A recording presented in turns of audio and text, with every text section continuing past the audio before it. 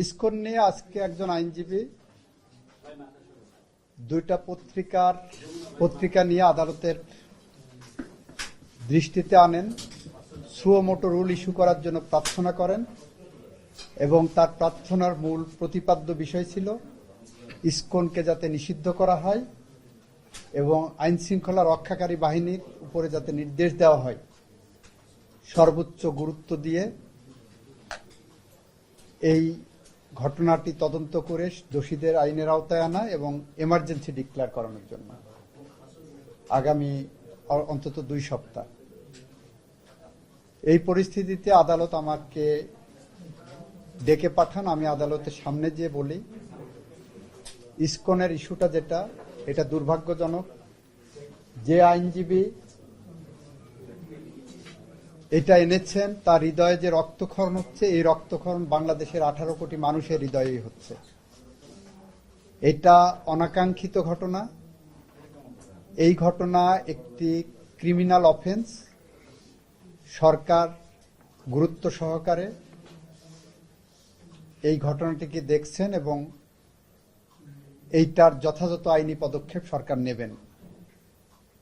এই সংগঠন রেজিস্টার্ড কিনা, এই সংগঠন নিষিদ্ধ হবে কিনা, এই সংগঠনের বিরুদ্ধে কি কি ব্যবস্থা নেওয়া হবে, এই সংগঠনের অস্তিত্ব কি, এই সবগুলো বিষয় সরকারের পলিসি ডিসিশন এবং সরকার এটা খোঁজ খবর নিয়ে যথাযথ আইনিভাবে এটাকে দেখবেন। সবকিছু আদালতের সামনে এসে সুও মোটো নিষিদ্ধ করতে হবে।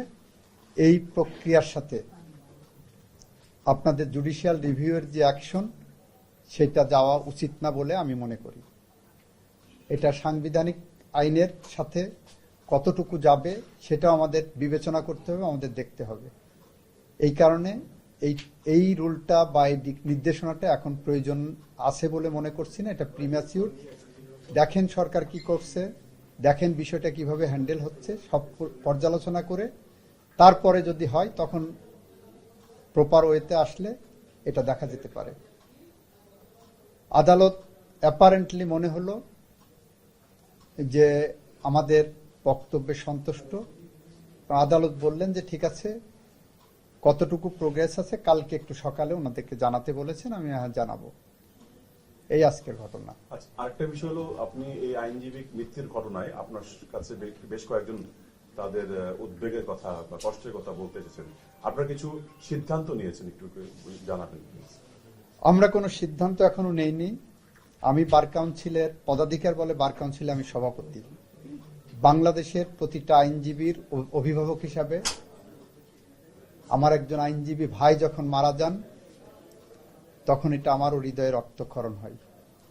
যে আইনজীবী মারা গেছেন তার 1.5 বছর একটা শিশু আছে, তার পরিবার আছে, সে আমাদের সবার মাঝ থেকে হারিয়ে গেছেন। নিশ্চয়ই আইনজীবী সমাজ এটা নিয়ে কনসার্ন। ইতিমধ্যে ইনফরমালি কিছু আলোচনা হয়েছে যে তার জন্য আমরা কি কি করতে পারি। এটা এখনো কোনো ফর্মাল মিটিং এটা আলোচনা হয়নি।